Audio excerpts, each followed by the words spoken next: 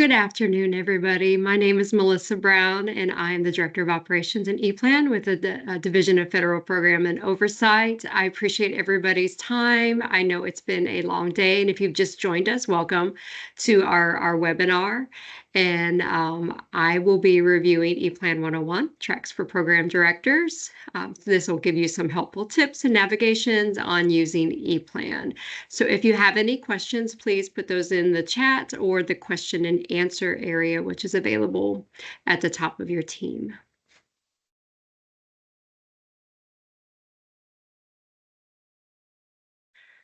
As we've reviewed, the Best for All slides, we have academic student readiness and educators, and ePlan does support all of this in different ways, whether it's applications, compliance, and or data and information reports that are gathered around these pillars. Some items for our agenda. I'm going to review how there's a public access area of ePlans so that folks understand that that is available. That can be very helpful for folks to be able to access things still if they're not able to sign in or they don't have an ePlan account yet, as well as some organization access specifics on where you could find some things, how the workflow works, how you could print PDFs in ePlan, as well as there are different reports. There's an inbox that keeps track of all the email notifications that are sent, as well as an address book that shows everybody that has access to ePlan from your organization. And then also review some reimbursement requests because it's good to understand how you could receive money from anything that has been approved in ePlan application-wise. And then I'll have my closing where I'll share some information on office hours and an evaluation survey. All right, public access. So who knew the public can access ePlan? That is a thing that has been set up since ePlan started and wanted to kind of highlight that so everybody understood. So my next slide here is going to review how there are different levels of being able to see things. And that public view is shown here as the smallest circle, and that is the ability to not be signed into an ePlan account, but still be able to search and find information about different LEAs or organizations. For example, you could search for Davidson County or Williamson County under that public access. And once you've selected that organization, you could then look at their approved applications. And this is a way that if you have folks that you're working with outside of your district and they need to see things, they could access it, as well as if you have new people on your team that don't quite have access to ePlan yet, but need to view things, that public access could work for them as well. And then that organization view is that next circle. So it's larger because it's not just the approved applications that you could view when you're signed in as your organization, but you could also look at everything that's in progress or active in terms of applications that are just being started or monitoring that's being done. That organization view could see everything that is available for your district to complete in ePlan. And then that largest circle is the state view. So we as state users are able to go in and see everything across all organizations, what they're working on, whether it's approved or in progress. So just wanted to highlight those different levels of access that are available in ePlan. So in order to get access, you need to make sure you have the right role to be able to do an application, a monitoring, or a data and information report. And so in order to get that role, user access forms can be completed. I will show on the next screen kind of how those are set up to help be able to make sure you get the right role. We also, as a department, try to make sure that as we roll out new monitoring application or data and information reports, that we'll look at the current list of users and try to find those folks that make sense to go ahead and grandfather and give them the new role. For example, if we have a new IDA grant, we might go through and see everybody that currently has an IDA role and go ahead and give that to them before that new IDA grant opens, so that they don't need to worry about filling out a user access form, that they'll automatically be able to hit that draft started when it opens. And then once a year, the comptrollers do require that we do an ePlan user audit, and this helps clean up any unneeded user roles. So there could be instances where somebody leaves and retires, or they go to a different district, or maybe they have a new role and they no longer do the same stuff that they did the prior year. So that annual audit is a place where they can go in and clean up and remove any requested roles. And that usually happens in the fall. So that will be happening in September of this year. So stay tuned for more information on that. Here's that user access form. So there are some different spots on here and some blue links that I wanted to highlight. So up here are instructions on that user access form. And number 1 has an underlined area that includes a link for all the current roles that are in ePlan. So there, if you need to know what's the name of that role that I need, click on that link and that will give you the names of all the roles that could be done.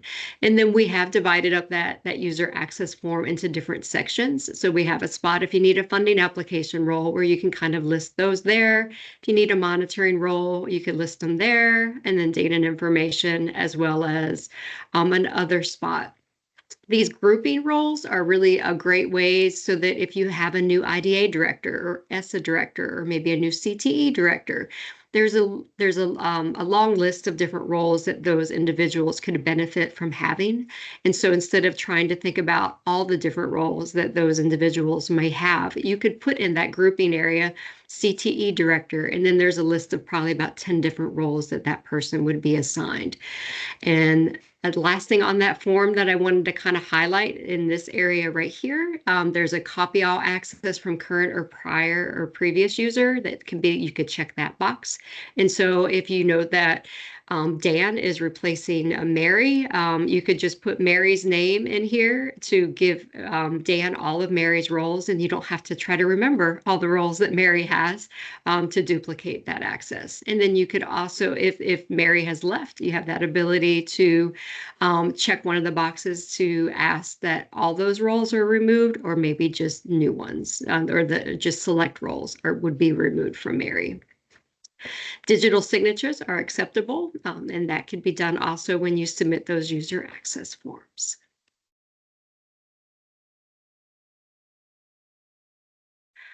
So when I talked about that public view, I wanted to highlight that there's a couple different ways that you could find stuff in ePlan without being signed into ePlan. So this screen here is showing that it's just public access. There is no session timeout clock. So if you are used to being in ePlan, you see that 30-minute timeout tick right on down as you're on a page. This shows that nobody is signed in, but they still have the ability to access some things in ePlan. One of those areas that they could access is ePlan Home. I have a slide coming up where I'll be able to review what that ePlan Home page looks like. But you could also search, and this search is where you could search for different organizations. So when I mentioned earlier that you could search for Davidson or search for Williamson County or really any other district or organization, that's where you could search and find their approved applications. And then TDOE resources is also available under that public access. And then over here on the right, I have a screenshot showing what that TDOE resources page looks like. So we have a series of numbers between number 1 and number 7 that are always in that order. So the user access forms are in that first folder. I'll be able to show you on the home page where those forms can also be found in a reminder area, as well as that second folder has some other resources and help topics, things like how you could do a budget upload and download, which is a really great feature in ePlan for being able to create a budget very fast.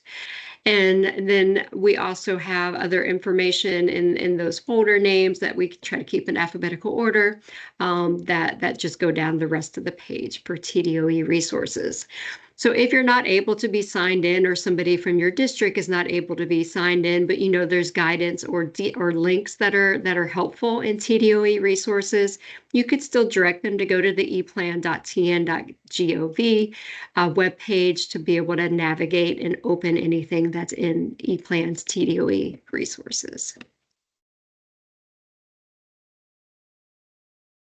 All right, and here is the screenshot that I talked about on the home page. So on the left area here is where the announcements are. And announcements really, they come and go. They might change from day to day. They might change from hour to hour in terms of what information is shared out there. But those announcements are always going to be found on the left side of the home page. On the right are reminders, and I have numbers 1 through 6 here because we do try our best to make sure that those are the top 6 reminders that are available, so you can always know where to find that information. So as I mentioned earlier, the user access forms are in TDOE resources in that first folder, but they're also found in this first reminder area here on Welcome to ePlan. So we have a link for all those user access forms here, as well as a link to the ePlan user manual that is also in that first reminder.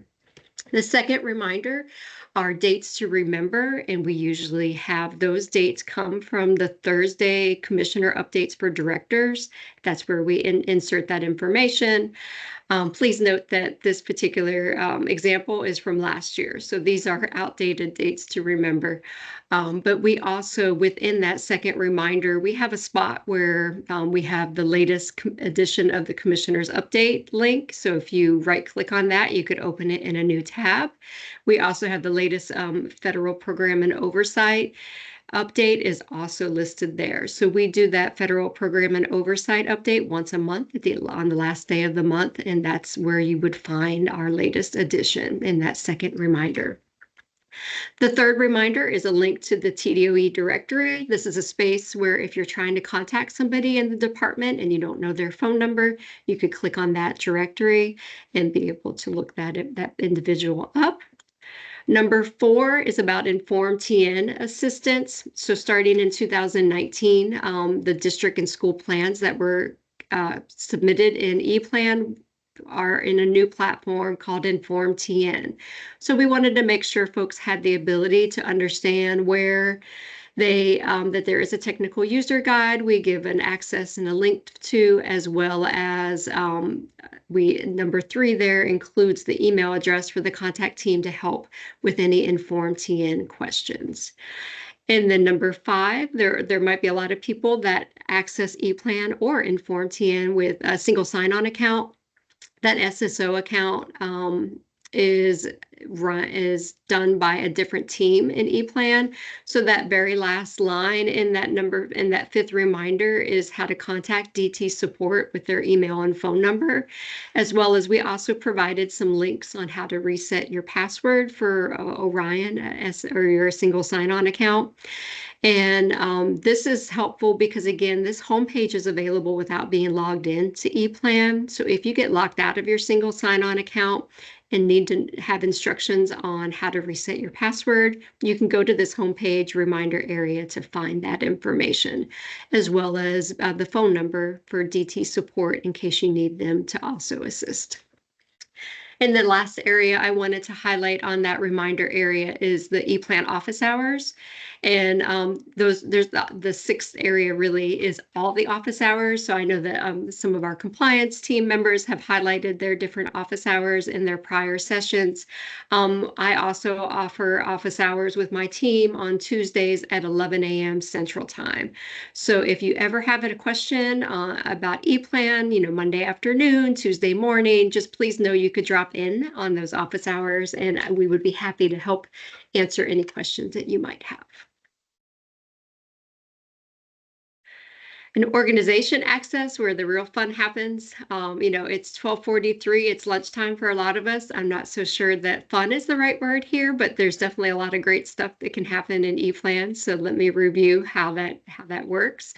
So when you sign into ePlan, if you have an Orion single sign-on account, you'll be using that Orion sign-in with TDOE Orion box when you do it.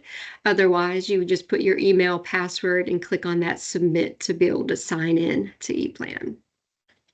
And then once you're signed into ePlan, that navigation menu on the left changes and has a lot of new items that are available, such as planning, monitoring, funding, data and information reports, reimbursement requests. Those are all different ePlan components that you can look at.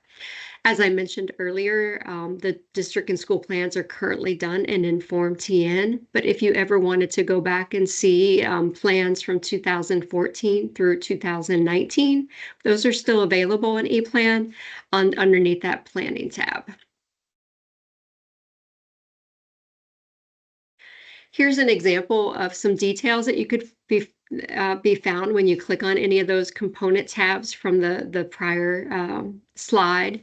So this is an example from a funding application. I clicked on the funding tab to be able to show what is available there. So initially you'll see all the entitlement grants in alphabetical order and then the competitive grants in alphabetical order. So that first column area really shows the name of the application. If there's a due date that has been assigned, that due date will show up in that second column. And the third column for the revision will show if there has been a revision. You'll see a number 1, 2, or 3, or whatever revision it is on, will show up in that area. Otherwise, if it shows a 0, then it's still in that original status. The status area includes what the current status is for that application, and then the status date shows when that status was changed. So for example, on this screenshot, the consolidated LEA authorized representative approval happened on July 17th of 2023. So that date corresponds with when that status step happened. You also have that ability on the page to click a couple different drop downs that I wanted to highlight. So the first one is the year. So when you click that drop down, you can go back all the way to 2014. So if you're trying to historically look and see how different allocations or answers have been done for prior applications, you can click that drop down and select a prior year to be able to look at that, as well as the application type is also a drop-down that would be available. By default, it selects the all active applications, but if you click that drop-down, you could also select all approved applications or the last approved application. And how that could be helpful is, if you remember from my prior slide, if there is a revision that is currently happening, if you need to go back and look at a prior version, you would click that drop down to go to all approved applications. That would allow you to go back to look at a prior revision or the original application. So if you needed to kind of compare what was initially submitted versus what is currently there, this is a way that you could do that by selecting the all approved applications. And then there can be many different folks from an LEA or organization working on an application or monitoring. And I wanted to highlight with the applications, there's a couple different places where you could see that. What information has been done and by who. So we have that big navy bar that goes across, and right above that is a view change log.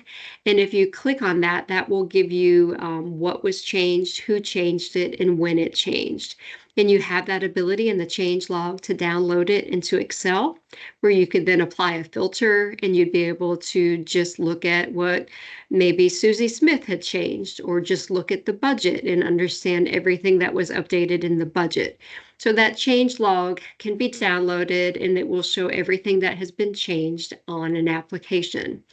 And once you start having revisions, there is on that application area a revision column. And if you see the word details and it's underlined, that means there has been a change that has occurred with that revision. And so when you click on that details, this second area of the screenshot here shows what would be available. So it would be able to show you an allocation change that would show up in a revision detail if that was part of what has changed with the revision, as well as if there are any changes to any of the answers, including any budget questions or budget entries, that have been done, that will show up in the revision details. So again, tracking these changes on the change log or the revision details can be a really easy way for you to go in and be able to see what prior people have been able to input or do. And, you might have went on vacation, you come back from vacation and you want to understand what has changed. These are two great areas that would show you what may have changed since you've last looked at the application. I wanted to review the workflow for a lot of applications, and this particular workflow is all surrounding funding applications or grants. And so there are three main roles: the grant director, the fiscal representative, and the authorized representative. All three of those roles can click draft started or revision started. But the only person that can hit draft complete or revision complete is the grant director. And then after that grant director hits draft complete, then the fiscal representative has the ability to approve or not approve the application and send it back.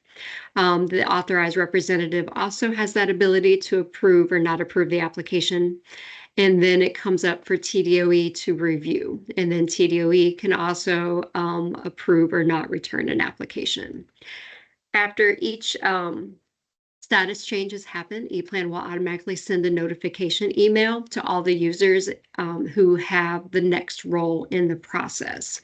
So for example, when that grant director hits draft completed, there will be an automatic system notification that will be sent to anybody that has the fiscal representative role to let them know that this application is ready for them to review. Reimbursements also should not be submitted until the approval has happened from TDOE program director. And I will review that here in a little bit. But I also wanted to highlight that those notification emails, I'll also review how you could find those in the inbox later in this slide deck. So here is another way to think about the workflow and how that works. And so once that draft is started, the application can be edited. And then once it's submitted, all of these steps where after draft completed or the fiscal rep review, the authorized rep review, and TDOE review, when all of those steps are currently in progress, the application cannot be edited. But TDOE could return it, the fiscal rep could return it, the authorized rep can return it. And when they return it, it essentially goes back to that draft started status and allows edits to happen. So this is just a different way to kind of visualize how that workflow works in applications. Revisions work the same way. So instead of draft completed, it would be revision started. And for any of these, and then the revisions can also be returned by any of those folks. We have, I also wanted to highlight, there's a couple ways that you could print anything that's in ePlan. When you print it, it really doesn't go to a printer that might be set up with your computer. It really creates a PDF of a page or application or monitoring. So when you're in one of those components, that dark navy bar at the very top has a print on the very far right. You could check on that box and then select the items or select all to print all of the pages. And once that print has happened, those files are available in TDOE resources for 5 days. So I have here the orange box around TDOE resources, and then you could then see that print job shows up there. It shows when it was created. So in this example, it was created on 7/25/2023, and that it's going to be available for 5 days until 7/30/2023. So how that could be helpful is if on a Friday afternoon, you've submitted the application and you want to print it and keep it for a record, but you forget to go grab that PDF before you leave on Friday, you could still go in on Monday or Tuesday and click on TDOE resources and be able to grab that PDF, and it would still be there. The inbox, as I mentioned earlier, is another place where you kind of see those system notifications that have both been received and sent. So that inbox is available, where you see this orange area here. It's underneath the report tab, and you have that ability to look for the last 7 days. There's a drop down there. If you click on that drop down, you could also go back in time and go and look for the last 2 weeks, the last month, the last 3 months, the last 6 months, up to older than a year. And basically everything that has ever been received or sent from your account will always be available in the inbox. And this is an example. So anything that is, so under the sent area, this person sent something that said that there was a comment added to the CFA. Another example of something that could show up as sent from your ePlan account is if you are a grant director and you click draft completed for something like the consolidated funding application. That date and time that you hit draft completed would show up in the sent area, and it would be sent to everybody that had the fiscal representative role. And if you were the fiscal representative in your received area, you would be able to see when the grant director hit draft completed for that application as well. So that inbox can be an area that is, as long as you've had the ePlan account, you will have every email notification that the system has sent available in the inbox. Reports are another great thing, and that's available right above the inbox. There's a couple different reports that I would like to highlight that are currently available. One is the district funding summary, and this shows the LEA's current grant awards sorted by days to obligation.